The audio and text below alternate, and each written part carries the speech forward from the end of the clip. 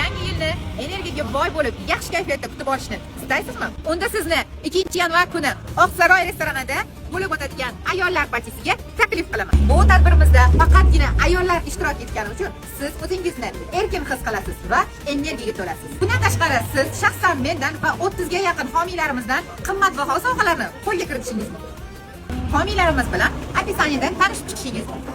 Endi esa siz bilan Oqsaroy restoraniga menyuni tanlaganini kiramiz. Qani ketdik.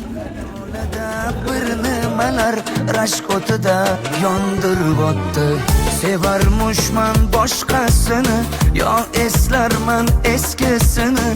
Yurarmushman yallo qilib, jon-jonimdan to'ydirib o'tdi. Quralay, ko'zi quralay, hali rosa beraman dodingni.